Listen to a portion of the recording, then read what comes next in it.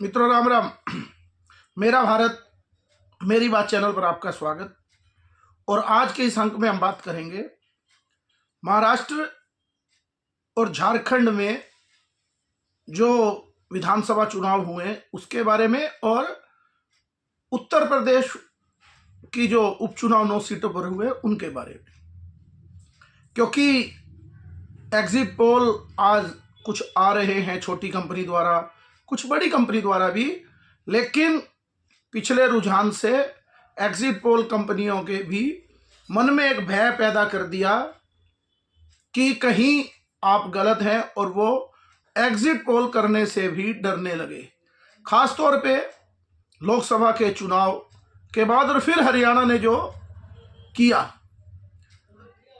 क्योंकि लोकसभा चुनाव के जो नतीजे आए उसके बाद इंडी गठबंधन उन पर अटैकिंग मोड पर आ गया कि आप झूठे हैं, आप मोदी मीडिया है, गोदी मीडिया है, जो भी।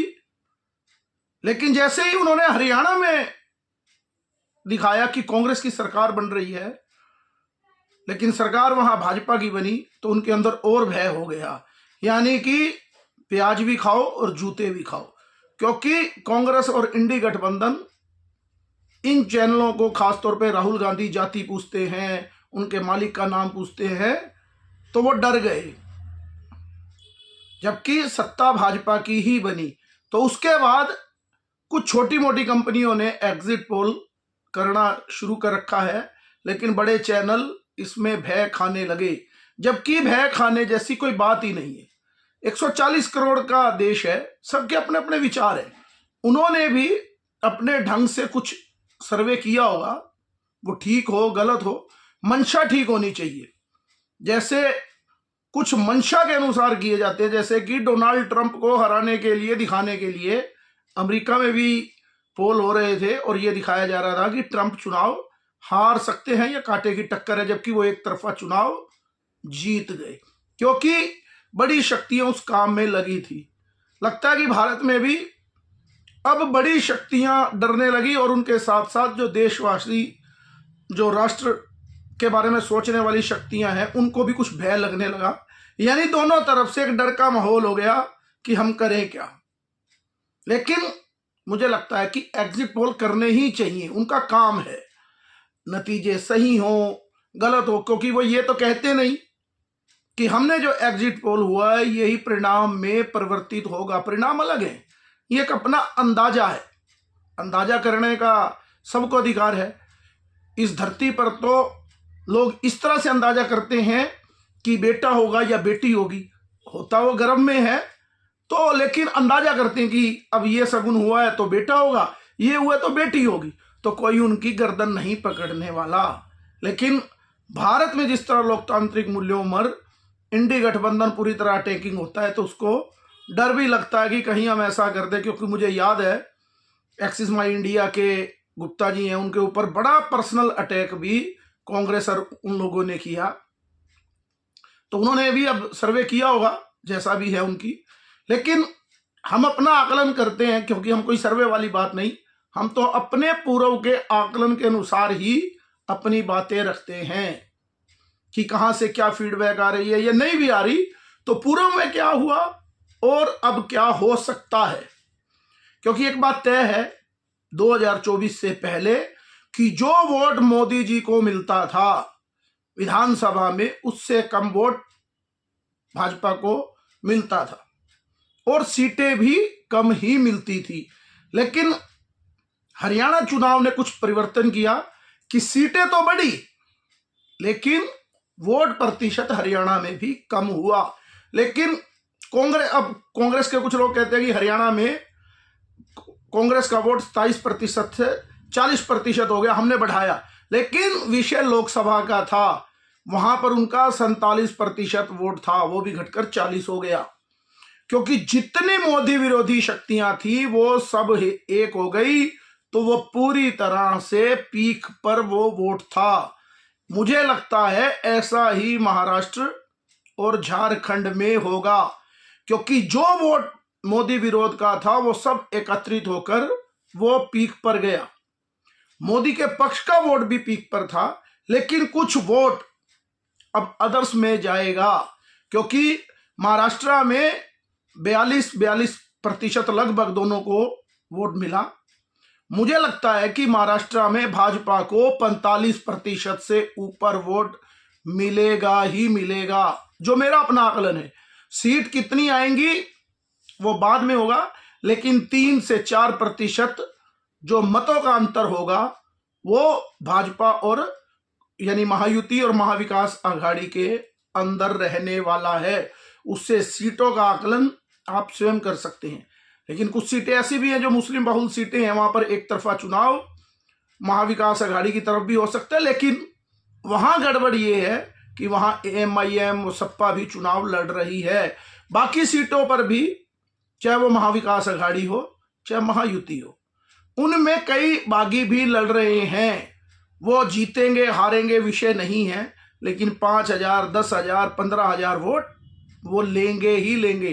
तो मत प्रतिशत की जो बात है, भाजपा को 42% था, तो इस बार मुझे लगता है कि भाजपा का मत प्रतिशत बढ़ेगा और कांग्रेस का मत प्रतिशत लोकसभा चुनाव के मुकाबले कम होने ही होने वाला है। क्योंकि महाराष्ट्र अलग अलग सेगमेंट में बचा है। नॉर्थ महाराष्ट्र, पश्चिम महाराष्ट्र, कोंकण, ठाणे, मुंबई, मराठवाड़ा, विदर्भ, इस तरह से अलग अलग क्षेत्र हैं और सब पर अलग अलग राय है किस जाति का वोट कहाँ है। लेकिन मुझे लगता है कि महाराष्ट्र का जो चुनाव है वो महायुति को एज देगा ही देगा और कई नेताओं का फैसला इस चुनाव में होगा। आप रोज सुन भी रहे होंगे टीवी चर्चा में, उसमें मैं नहीं जाना चाहता कि उद्धव ठाकरे का क्या होगा, एकनाथ शिंदे का क्या होगा और अजीत पवार का क्या होगा। लेकिन मुझे लगता है कि भाजपा में भी जो लोग हैं जो सेकुलर बनने का प्रयास कर रहे हैं बहुत ज्यादा, जिसमें पंकजा मुंडे भी हैं, अशोक चौहान भी हैं और गठबंधन में भी अजीत पवार, उनके लिए भी एक सबक होगा। मैं ये नहीं कह रहा कि केवल एक ही मुद्दे पर चुनाव होता है। अगर विकास की बात है, सबका साथ सबका विकास, तो मुझे लगता है कि मोदी से ज्यादा विकास इस भारत में किसी ने नहीं किया। हम तो रोज सड़कों पर घूमते हैं। अभी भी मैं 2 दिन पहले बद्रीनाथ गया और जिस भी रोड पर निकल जाओ, धुंध पड़ने के बावजूद भी आप वो सफर इतनी जल्दी तय कर लेते हैं कई बार, क्योंकि जो इंफ्रास्ट्रक्चर खड़ा हुआ है, चाहे वो रेल हो, रोड हो, जितना भी इंफ्रास्ट्रक्चर है वो इस काल में खड़ा हुआ, वो सबके विकास में जो वो सबका विकास था। लेकिन सबके साथ में भी मुस्लिम लोगों को इतने आवास, इतनी योजनाओं का लाभ मिला, लेकिन उससे केवल वोट नहीं मिलता। कांग्रेस ने एक नारा सेट किया, जाति जाति जाति, विकास के खिलाफ, तो भाजपा ने भी उसके खिलाफ एक नारा तय किया, बटेंगे तो कटेंगे। ये केवल नारा, मैं बार बार कह चुका हूं अपनी कई वीडियो में, ये चुनावी नारा नहीं, ये इस देश की वास्तविकता है। ये नहीं कि अब चुनाव खत्म हो जाएंगे तो बटेंगे और कटेंगे की बात खत्म हो जाएगी। वो पूर्ण सत्य है, सदा के लिए ही सत्य रहेगी। अगर भारतीय समाज, हिंदू समाज बटेगा तो वो कटेगा ही कटेगा। कुछ दिन, क्योंकि भारत में तो रोज चुनाव होते हैं, आज यहाँ चुनाव है, अब फरवरी में दिल्ली में चुनाव होगा, फिर अक्टूबर नवंबर में जाकर, सितंबर अक्टूबर में जाकर बिहार में चुनाव हो जाएगा, फिर यूपी में आ जाएगा, यानी चुनाव चलता ही रहेगा।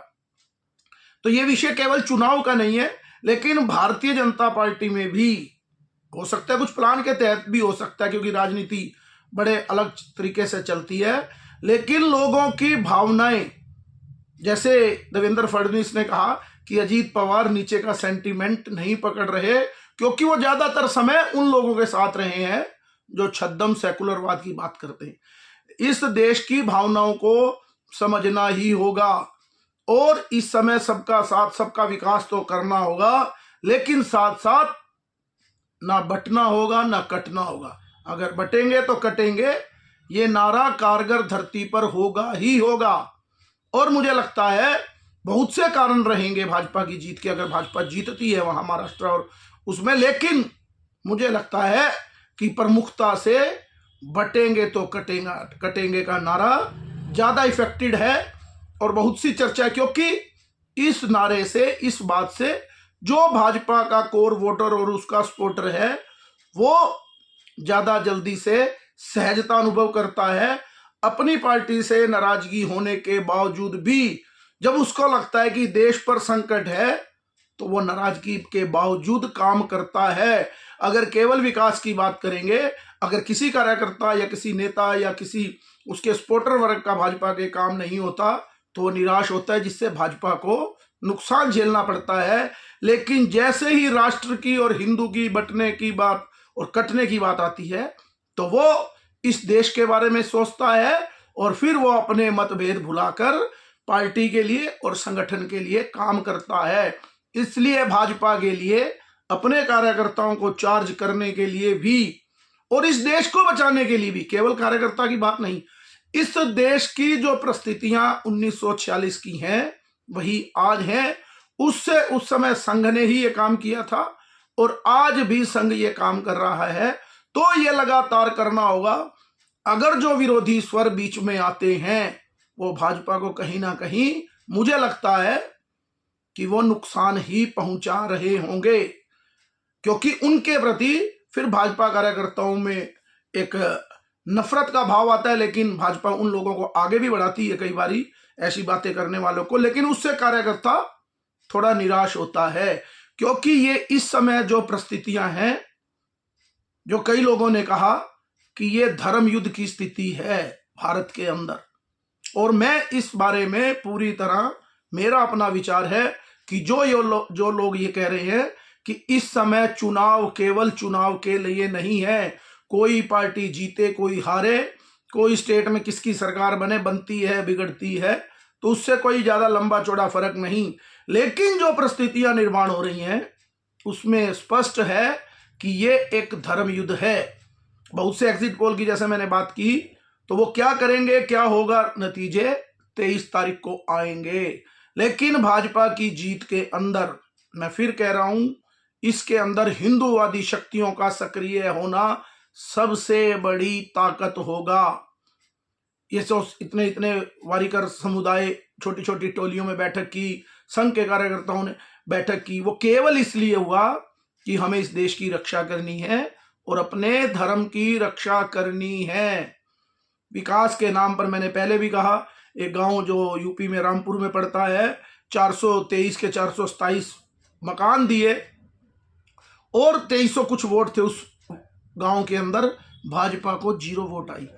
यानी अपने कार्यकर्ता की भी वोट नहीं आई, जिनको मकान मिला उनकी तो बात ही अलग है। तो ये नारा अपने आप में एक नारा नहीं, वास्तविकता है। अब एग्जिट पोल और चुनावी की बात करेंगे तो मुझे लगता है कि लगभग 160 सीट के करीब महायुति को आएंगी, जिसमें से इससे ज्यादा आ सकती हैं, लेकिन 160 का मोटा मोटा मेरा अंदाजा है, जिसमें से 20-22 सीट अजीत पवार की होंगी और 140-42 सीट, लगभग 190-95 से 100 सीट भाजपा और 40 से 42 सीट एकनाथ शिंदे की हो सकती हैं। ये मेरा आकलन है, मैंने कोई सर्वे वहां नहीं किया। लेकिन जो परिस्थितियां लोकसभा चुनाव में थी, क्योंकि लोकसभा चुनाव में कहते हैं कि भाजपा की हार हो गई, बिल्कुल हुई, क्योंकि 31 सीट महाविकास आघाड़ी जीती और 17 सीट भाजपा जीती, यानी महायुति जीती। लेकिन अगर विधानसभा सेगमेंट की बात करें तो 127-28 सेगमेंट पे भाजपा जीती थी। अब उससे ज्यादा जीतना लगभग तय है मेरे अपने अनुसार, क्योंकि कहते हैं कि मोदी जी के बाद कम होता है, लेकिन हरियाणा में 43 जीती तो 47 जीती। लेकिन ऐसा स्थिति, क्योंकि जितना भी मोदी विरोध, आरक्षण का झूठा नैरेटिव और विश्व की शक्तियां लोकसभा चुनाव में लगी थी, अंडरकरेंट जो था वो उसमें पूर्ण हो गया। और इस चुनाव का महत्व तो बहुत रहता ही है, महाराष्ट्र है, लेकिन हरियाणा ने जो एक शक्ति दी, क्योंकि 2 महीने पहले तक, 3 महीने पहले तक महाराष्ट्र में कोई भी नहीं मान रहा था कि भाजपा की सरकार बन सकती है, लेकिन हरियाणा ने एक संबल दिया और उसके साथ साथ वहां की जो परिस्थितियां हैं, वहां का जो काडर है वो उस काम में लगा। और लोकसभा में मैं फिर कह रहा हूं कि सीट के मामले में भाजपा की बुरी स्थिति थी, लेकिन विधानसभा सेगमेंट और वोट प्रतिशत के मामले में कोई लंबा चौड़ा फर्क नहीं था कि बहुत ज्यादा फर्क हो, बराबर की स्थिति, कांटे की टक्कर थी। अब भी कांटे की टक्कर हो सकती है और कोई भी एग्जिट पोल एक तरफा भाजपा को तो जिताता दिखा सकता है, लेकिन एक तरफा महाविकास आघाड़ी की सरकार बनाता कोई भी एग्जिट पोल आज आपको नहीं दिखेगा।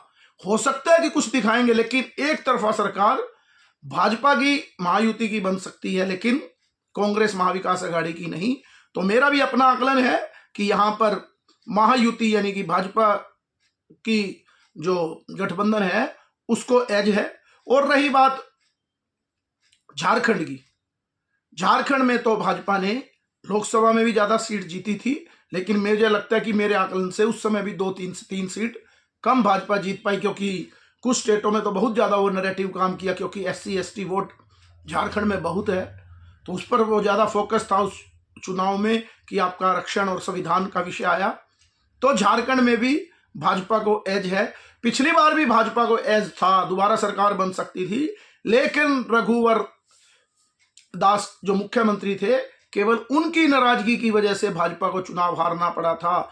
अपने अराइवल यानी कि सरयू राय ने मुख्यमंत्री को भी निर्दलीय खड़ा होकर चुनाव हरा दिया था। वो बार बार कह रहे थे, वो भाजपा के ही थे, कि रघुवर दास को हटा दो। सरयू राय और ऐसे बहुत से लोग थे, लेकिन रघुवर दास की एंटी इनकम्बेंसी भाजपा की नहीं, उनकी व्यक्तिगत थी। और इस बार भाजपा ने ठीक ठाक से पत्ते सेट किए हैं, बाबूलाल मरांडी को लाए और आजसू के साथ गठबंधन किया जो पिछली बार नहीं था। तो मुझे लगता है कि भाजपा को वहां ठीक ठाक सी स्थिति रहेगी।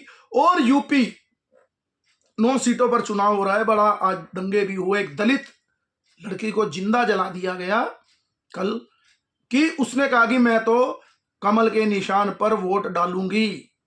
और एक यादव करके कोई व्यक्ति है, उनका नाम मुझे अभी पूरा ध्यान नहीं, प्रशांत है के विकास, जो भी यादव है वो, उन्होंने उनको उठाकर ले गए और उनको मार दिया और नदी में शायद उनकी लाश मिली है उस लड़की की, दलित लड़की है, कि वोट आप भाजपा को क्यों देंगे। ऐसी परिस्थितियां। और जो 9 सीटों पर चुनाव हो रहा है वो लगभग 2 सीटों को छोड़कर, गाजियाबाद और खैर को छोड़कर, बाकी सीटें भाजपा का गढ़ नहीं है। लगभग सीटें वहां समाजवादी पार्टी का गढ़ है।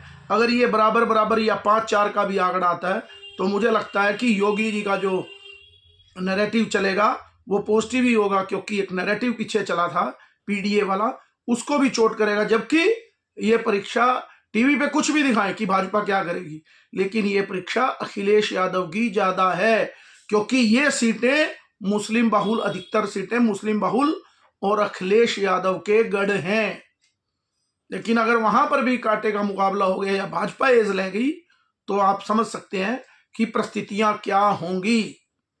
क्योंकि इस चुनाव के बाद 37 सीटें आने के बाद अखिलेश यादव और उनको बड़ा अहम भी हुआ है, तो वो इस चुनाव में तय करेगा कि क्या होगा। मैं फिर कह रहा हूं, एग्जिट पोल वालों को अपना काम नहीं छोड़ना चाहिए था जो कंपनियां करती थी, क्योंकि उनका काम ही यही है, उनका रोजगार है। आकलन ठीक भी हो सकते हैं, आकलन गलत भी हो सकते हैं, क्योंकि पूर्ण तो केवल परमात्मा है। क्या होगा क्या नहीं होगा वो मतपेटी में बंद है। परिणाम अपनी जगह है, लेकिन एग्जिट पोल, ओपिनियन पोल, ये अंदाजे लोग करते ही हैं। सट्टा बाजार अपना अंदाजा करता है, हर व्यक्ति को ये जानना चाहता है हर व्यक्ति की क्या स्थितियां हैं। तो मुझे लगता है कि कुछ लोग अपने कर्म से भी बच रहे हैं, लेकिन जैसा जिसको लगे, क्योंकि देश में इस समय स्थितियां ही ऐसी हैं। तो मेरे इस चैनल को आप ज़्यादा से ज़्यादा लाइक कीजिए। आज के दिन इतनी ही बात, कल फिर हम इसी विषय पर चर्चा करेंगे, क्योंकि नतीजे 23 तारीख को आने हैं। तो क्या परिस्थितियां होंगी, कल फिर इसी विषय पर चर्चा करेंगे बारीकी से, क्योंकि आज अभी चुनाव पूर्ण हुआ है। मेरा अपना एक आकलन जो मैंने रखना था रखा, ठीक हो गलत हो, मैंने फिर कहा मेरा कोई सर्वे भी नहीं है, लेकिन विधानसभा और लोकसभा के चुनाव जिस तरह से पीछे हुए उसी को आकलन लेकर, जैसे मैंने पीछे कहा था कि बहुत सी स्थितियां खराब थी भाजपा के लिए, लेकिन मैंने एक वीडियो बनाया था, आप देखेंगे कि सोनीपत जिला हरियाणा, मैंने कहा था सोनीपत जिस तरफ जाएगा उसकी सरकार बनेगी। भाजपा की बुरी स्थिति होने के बाद भी लोग कह रहे थे कि नहीं होगी, लेकिन सोनीपत की 6 में से 4 सीटें भाजपा जीती, 1 निर्दलीय जीता और 1 कांग्रेस जीती जो हुड्डा का गढ़ था। तो कुछ चीजें एक जगह से भी अंदाजा लग सकता है कि यहां ये स्थिति हो गई तो बाकी जगह ये स्थितियां होंगी। तो आज के अंक में इतना ही। मेरे इस चैनल को लाइक कीजिए, सब्सक्राइब कीजिए और ज्यादा से ज्यादा शेयर कीजिए। भारत माता की जय, वंदे मातरम, जय श्री राम।